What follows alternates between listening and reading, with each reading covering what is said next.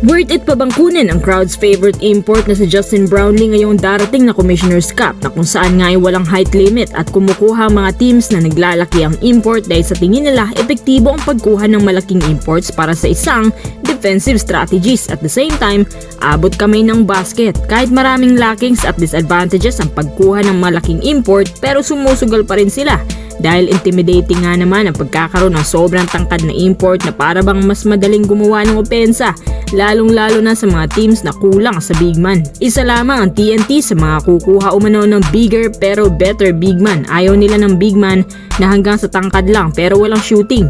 Ayon sa mga rumors na kukunin nga raw nilang former NBA player na si Bol Bol garnering 7'3", sobrang bagal pero may shooting naman. At dahil nga NBA caliber, kaya alam niya kung paano dali ng height plus shooting theory. Dahil nga injured si RSJ at isang taon siyang mawawala, kaya kukuha sila ng sobrang laking import. Bukod kay Bol Bol, kukunin din ng Titan Ultra ang import na mas matangkad pa sa kukunin ng TNT at yun nga ay si Sam Deguara garnering 7'5" lang naman. Physically fit, walang shooting pero sa depensahan tiyak na mapapalaban dito ang ibang imports na malalaki. Ang tanging kahinaan nila ay kapag may import ng ibang teams na mas maliliit pero mabibilis naman. Offensive wise, ito ang dahilan kaya worth it pa rin kunin si Brownlee para kay coach team. 6'5" import na batak sa mga higanteng kalaban kahit sa international scene. Maasahan mo sa lahat ng panahon subok na. Kaso nga lang hindi naman ang abilities ni JB ang concern ng ibang tao.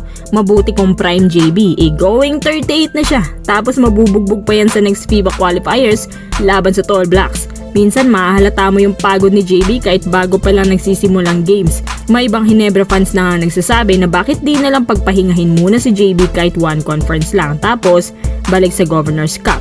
Pero para kay coach team, kampante pa rin siya, nakakayanin ni JB ang lahat ng hamon kahit maglaro pa siya sa EASL under Meralco.